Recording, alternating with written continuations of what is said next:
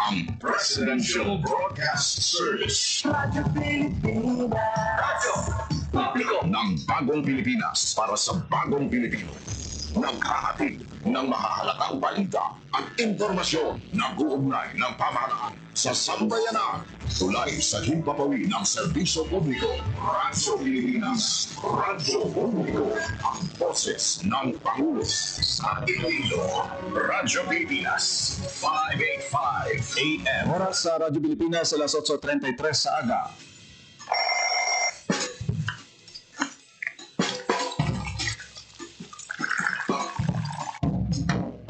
Aga sa Iloilo. Masako. Magahod. Mabagsik. Panibagong adlaw pagkatapos sa mahuway sang gabi antes. Bagong nga paglaong. Isa naman kapag himakas sa matahong nga panaabuton. Good morning! Ang programa nga kaupod ninyo sa pamahaw kunaga. Magadulong sa labing uligi nga balita. Mga istorya halin sa Iloilo, kag iba niya bahin sang rehiyon. Mga ginahuluhang balan, kag mga trending topic sa social media. Ululupod naton at tubangon ang maayo nga aga. Magpamati na sa Iloilo Morning! Diri sa 585 kHz sa AM band sa inyong mga radyo. Radyo Pilipinas Iloilo, the only government radio station in Western Visayas.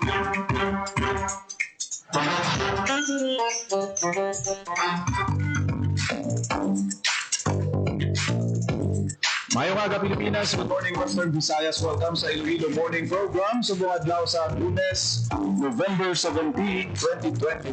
Good morning and welcome back, Ems. Yes, thank you, Jen. Good morning sa tanan nga tagpalamating naton. Happy Monday morning sa inyong nga tanan.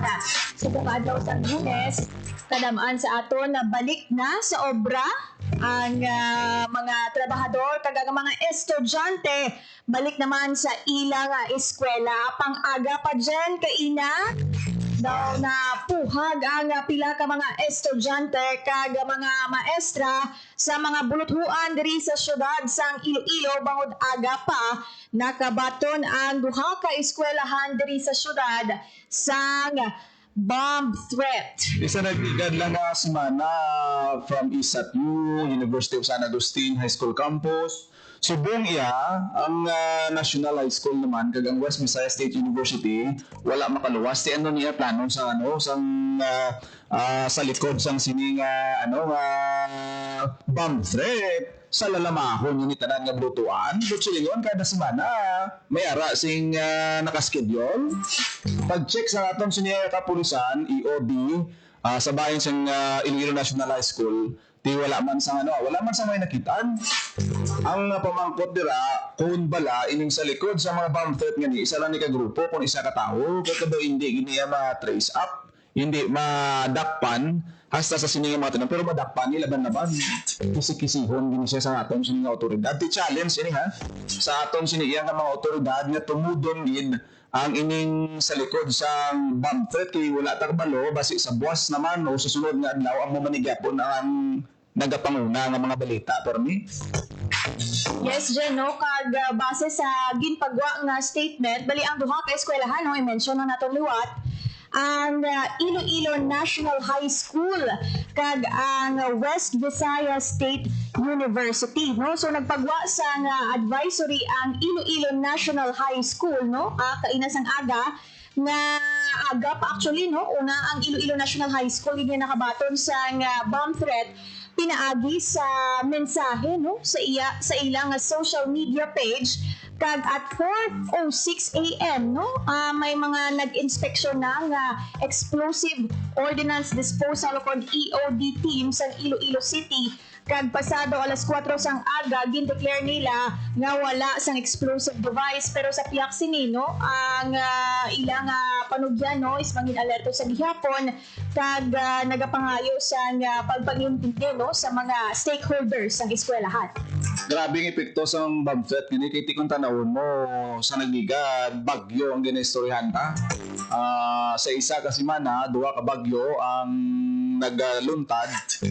Kaya wala makita sang bagyo ginapabot pero ang epekto niya bla sa transaksyon sa aton sa mga kauturan, mga estudyante. Imagine mo bla nga ang bata mo bigid paano na gin aga ba nagbugtaw, preparahan pamahaw, gin papliti pa eskwelahan.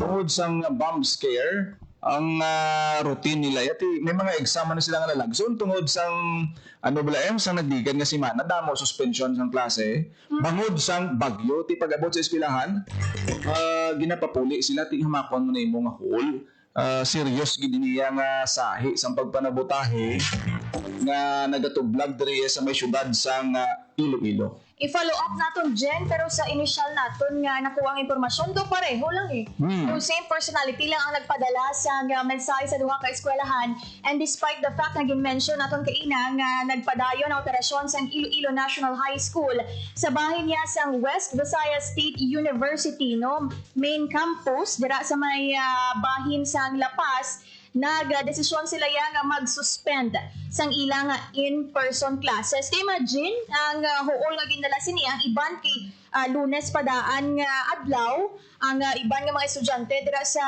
West Visayas is naghalin pa sa mga nanuay tuhay nga mga probinsya diri sa palibot sa probinsya sang Iloilo. So Domingo pa lang ang iban niya nagabiyahe na, tapos ang iban ang klase nila alas 7 sa aga. So ining ilang announcement is do mga pasado alas 7 na dyan sa ilang Facebook page. So most probably madamo na sa mga estudyante sa ilang eskwelahan ang nakaabot na antes pa man mag-declare sang suspension sang face-to-face classes. Kung ako niya sa bahin sang naton nga law enforcement kag kapulisan, akon nga una nga pamangkot. Una-una kung ano ang himuon mo if ever nga nakabaton ka sa amo sini nga pamahog. Paano mo ba distinguish nga ini nga pamahog daw kwan lang bla daw ginasend to all lang bla nga sahi sang pamahog. Kagano ang response ini kung fake news ba lang ini? Ano ang dapat nga himuon sang individual nga nakabaton sini, especially kung teacher ka, principal ka, or bisan ginikanan o kung estudyante, i-entertain gid naton ini as SOP. O bala naton nga ti ang security and safety, especially sa bomb threat ginadayon no? Automatic ginadayon nga i-address. Pero ti kung makita natin na may pattern, kag basi wala man lang ti hamakon mo ang istorbo sina nga himuon, ti kag magsigi-sige ni paano na lang no amo nang pamangkot dira sa aton sining makotoran mo na nga importante gini nga matumod ang sa likod sang siniya nga sahi o kunmudos nga pang-istorbo sa aton sini nga mga bulutuan kag nga ang bulutuan gid abi amo na pamangkot da subong ang Iloilo National High School, pero usually last week kung di ko magsala dyan, kalabanan mga universities or colleges no diri sa syudad sang Iloilo. So karon ma-follow up kita to sa sitwasyon on the ground, kag syempre ang pinaka-importante diri dyan, ano bala ang mangin aksyon sang kapulisan no? Siguro ang isa dapat sa maghatag sang ilaman nga sabat or response diri ang cybercrime unit naton kay ti kalabanan sa mga nagapadala sang bomb threat ginapaagi sa social media. So critical subong nga babalaan ang identity sang sining persona sa likod sang pagpadala sang bomb threat no. So usually ang ilang mode is social media kay subong amo man ang ginagamit sang tanan no. So hopefully maka-follow up kita kag mahibaluan naton ang sabat sang kapulisan kag nabasahan man naton dyan nga mismo ang alkalde si Mayor Raisa Treñas nagpahayag man sa iyang pagkabalaka sa sinig asud-asud kag sunod-sunod nga mga bomb threat sa mga eskwelahan diri sa Iloilo City. So bantayan nato na ang mga dugang pang-update sining bomb threat nga nabato nato no. Though pila na kita ka tuig nga naga-report sa bomb threat pero halin sa una daw wala mat naglupok di sa Iloilo.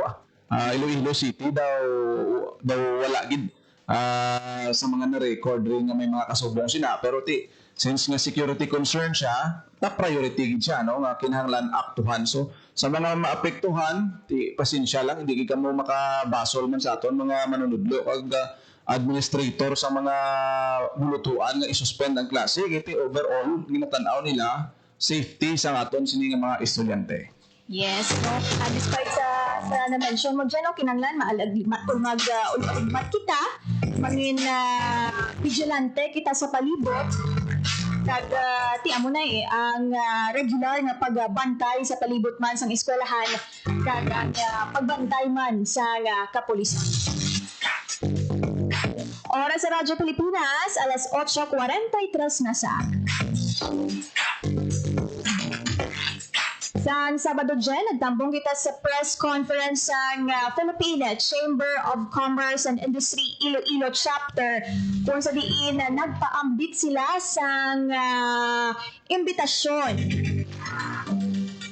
sa publiko sa ilahiwaton nga ika-120 nga anibersaryo sang pagtukod sang Iloilo Chamber diri sa Iloilo. And for the information sa tanan, no, basi madamo sa mga listeners natin dyan ang hindi familiar sa grupong PCCI Iloilo. Ini siya, grupo sang mga negosyante, no, alin sa mga nagkalain-lain na sektor, no, may ara sa accommodation sector, may ara sa manufacturing sector, food sector, coffee sector, but full of entrepreneurs, no? Nga isa ka pribado nga sektor kung sa diin nagabulig sila sa pag-assist sa mga magagmay natin nga negosyante, and syempre may ara sila sa close partnership sa local government unit. We all know nga diri sa syudad dyan na very strong ang aton nga public and private partnership, and sila ang PCCI Iloilo ang isa sa mga strong forces, no, behind sang sining mabaskog nga public and private partnership. So bilang kabahin sa ilang 120th anniversary, may pila sila ka mga aktibidad, no, kaangay sang Captain of the Industry Award kag Ilonggo Entrepreneurs Award nga hiwaton sa Desyembre 8. And syempre namangkot man kita, no, ang ang estado sa business sector diri sa syudad sang Iloilo, coming from the businessmen themselves kag mga opisyales sa PCCI Iloilo. Gani sa sini nga bahin aton bala pamatian ang interview naton kay Mr. Felix Chu, chairman sa PCCI Iloilo, sa aton siya ma-interview. I can say that Iloilo has evolved for the past 120 years. As a matter of fact, we were just awarded as the business-friendly city of the Philippines last month. And you can see the progress of Iloilo, where you are sitting right now. Ang mga progress na nakita mo, ang isa na ni ang Iloilo Business Park. And I can say that Iloilo will come a long way compared to other cities like Cebu and Davao. Because the problem of Iloilo, we have no manufacturing sector, unlike in Cebu and Davao. Our business here in Iloilo is more of agriculture and services. But in terms of exporting human being, nako ang ating income.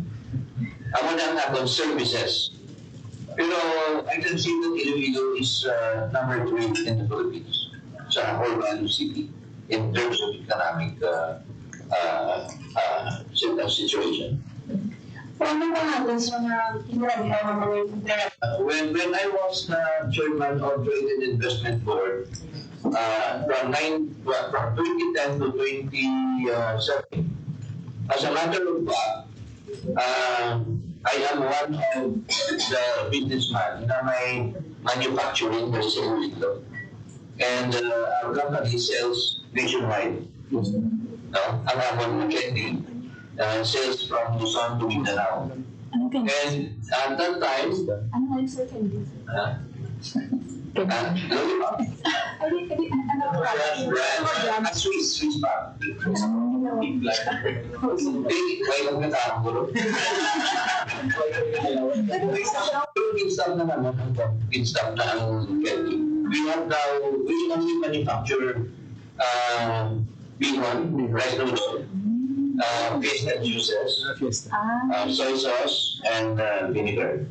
But on the field of our business, Kelly, which is the core business of our company, we employ more than 400 people at that time. From 1998, on the peak siguro, until 2020, we stopped sa pag-COVID. And then that time, Nabatian ang kabahin sa interview naton kay Mr. Franz Chu, chairman sang PCCI Iloilo.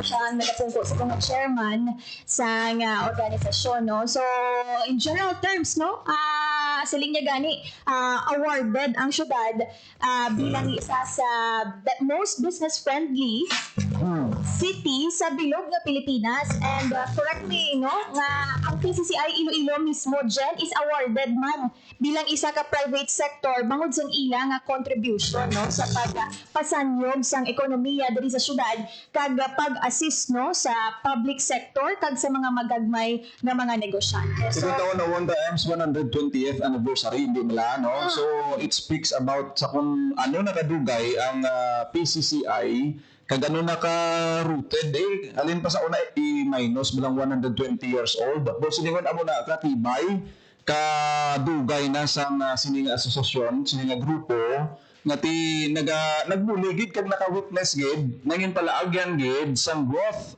economic growth sang Iloilo City 120 years ago. Halin sang inisyaya ang ginpatukod kag until now nagapadayon kay tiyan mo na bla may mga grupo M's nga nagavanish na sila hindi gani karabot taga 20 years nagakabungkag ang ano gani political party gani bungkag kag tagpilalang katuig ang gainupdanay nagahiwalay kumbaga bla ang PCCI makita naton nga ang goal ang ginahandong nga progress economic growth sa isa ka lugar, especially syudad di kag Iloilo, probinsya sang Iloilo, sentro sang Western Visayas, napamatud-an nila, na-conquer nila ang mga challenges. Economic man na, COVID-19, pandemic, mga sa una pa mga challenges, damo-damo sila sang istorya sa 120 years nga existence sang PCCI. So, amo na nga saludo nung kita, gina-recognize aton, ginakilala nato ng kontribusyon sa sektor sa mga negosyante sa kundiin man subong ang kahimtangan sang syudad sang Iloilo. So, lauman naton ang ining mga set of activities, no? Hiwaton in celebration sang 120th anniversary sang PCCI Iloilo. Kag na-mention gani ni Sir Felix, Jen, no? Ano bala ang dapat pang industriya nga pupusan diri sa syudad? Kaya in terms of food, madamo na kita sang gina-offer, no? UNESCO na kita mo. Astronomy. Siling niya ang accommodation sector kuno maski may mga challenges kaangay sa COVID-19 pandemic padayon sa accommodate, no, sa mga nag-aalabot nga mga turista and foreigners. So siling niya isa sa mga industriya nga dapat subong may ara na kita sa industriya amo ang manufacturing center. Kay siling niya wala pa sang or may kung may ara gamay pa lang ang naga-invest sa manufacturing industry, no, kay kung natawon natin dyan, kung may ara kita sa manufacturing industry, makasave ang mga negosyante natin sa logistics, sa cost of transportation, and whatnot, no? Nga may ara kita nga makapadugang man na sa employment, sa trabaho, sa mga Ilonggos diri sa syudad kag probinsya sa Iloilo. Kag isa man sa ilang focus dyan sa ang pagbulig sa mga magagmay nga negosyante kag pag-train sa ilang technical skills, sa ilang capabilities kag ang ila sa mga focus dyan is magkadto sa mga munisipalidad, sa mga kabanwahanan sa probinsya sang Iloilo kag pag-encourage sa ila, no, magtukod man sa ilang chapter or chamber sa ilang mismo nga lugar agod maka-assist man sa mga magagmay nga negosyante. So amo na, no? Very exciting gid na ang ining anibersaryo sa PCCI kag siling nila look back man sila sa kasaysayan, no? Ano-ano bala nga mga negosyo ang nag-umpisa gid diri sa Iloilo City or sa Iloilo, kag sino bala ang mga business leaders nga masiling nato na nagdala sang pagkilala sa syudad sa patag sang negosyo. So, lakip lang ina sa mga lauman naton nga mga activities sa 120th anniversary sang PCCI Iloilo. So, bandayan nila, Jeff? Post man kita sang details, no, sa mga awardees o ba ang mga tagaan sang award, no? Duha na actually ang Ilonggo Entrepreneurs Award kag ang Captain of the Industry Award, no? So may mga sectors kita lain-lain halin sa education, accommodation sector, may media sector man, no? Sino ang mga business leaders nga naging successful sa patag sang sini nga mga sektor. So lauman ina naton, bantayan ninyo sa Facebook page sang Radyo Pilipinas Iloilo. Good luck sa celebration sa aton sini nga PCCI. Amo na ganing ginahambal naton nga ang 120th year nga ila nga pagasaulugon, grabe ni nga istorya sang struggles, not only story of success and victory ang ari diri. Kung paano nag-umpisa ang goals ng PCCI Iloilo in coordination sa aton ng LGU, ano ba ang ilang luyag pamalabot. Nami gid ang mga visions, no, nga i-improve ang status ang pangnegosyo sa mga kabanuhanan naton kay tanawon tang Iloilo City subong isa sa dapat ma-realize sa aton sa business sector kung ano ka crowded na subong traffic kagutok na sang mga businesses, kung paano expansion outside Iloilo City. Kag ang pag-develop sa mga homegrown na nato na ang mga businessman, amo ginang nami ang mga magagmay alalaya naton. Amo na siguro ang isa ka strength nga makita naton nga dapat hindi madula, no, na ang hindi mo bala pag-consider ang mga gagmay, mga baby businesses bla nga competitor kamo, kundi buligay kamo ang mga nagasaka pa na og rice and fall ang ila sini nga mga industry, mabuligan kag manurture kay ti ang nagabenefit sina in totality ang aton sini nga mga pumuluyo diri sa may Western Visayas kay tikon economic activity dira na nagarely ang employment, no, isa gid na sa produkto sang businessman nga makahatag sang dugang nga opportunity sa aton sini nga mga kauturan. So padayon ang kabaskog public and private partnership diri sa syudad. And syempre pasalamatan man naton dyan ang role sa private sector, no? Kung kilala man ang Iloilo City, kag padayon ang sanyog sang aton nga ekonomiya. So hopefully in the coming years ang silang nila to ang ginalauman Manila once gani kuno nga makumpleto na ang ginahulat sang tanan nga Panay Guimaras Negros Bridge. Isa pagid ina sa ilang ginahulat-hulat para mas mapasanyog pagid ang negosyo diri sa syudad, kag syempre mapasunod pagid ang dugang nga investments. Kag idugang ko lang, no, ila man nga gin-highlight nga importante kuno nga may political unity sa mga lideres diri sa syudad, alin sa mayor pagkat sa magapungko sa Senado hasta sa House of Representatives siling ni Sir Felix. Dakuman ina ang factor, no, nga may political unity ang leaders at na diretso kag sunod-sunod ang mga programa nga ginabubo diri sa syudad. Kabay pa nga matabo gini na kadamo gina ang handom naton in local and national politics naton nga gid, no, tanaw naton nga ang welfare. Ang pinaka-importante is welfare sa aton sini nga mga pumuluyo. Oras sa Radyo Pilipinas alas 8:57 na sa aga. Thank you gid sa mga live viewers naton, sa mga nakatutok sa Facebook Live kag sa Facebook page. Padayon kamo nga magabantay sa mga latest nga mga programa kag latest nga updates sa balita kag iban pa nga impormasyon diri sa syudad sa Iloilo kag Western Visayas pinaagi sa pag-like, comment kag share sa Facebook page sang Radyo Pilipinas Iloilo. Sa pinaandan kami ang inyo alagad Janelle Baclay kag Emerald Santiago. Until next time, pili lang sa Iloilo Morning. Radyo Publiko. Radyo Pilipinas. Ang inyong tulay sa himpapawid ng serbisyo publiko, ang Presidential Broadcast Service, Radyo Pilipinas, Radyo Publiko. Radyo Pilipinas. Radyo Publiko.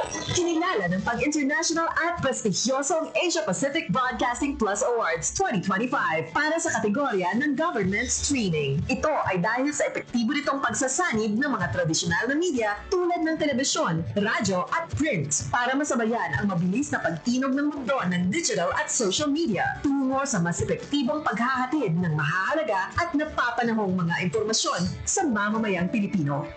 Kinilala rin ang Radyo Pilipinas dahil sa patuloy na pag-akyat ng rating. Ngayon ay matatag sa pang-apat na pwesto sa Mega Manila ayon sa pinakahuling Nielsen Radio Audience Measurement Survey.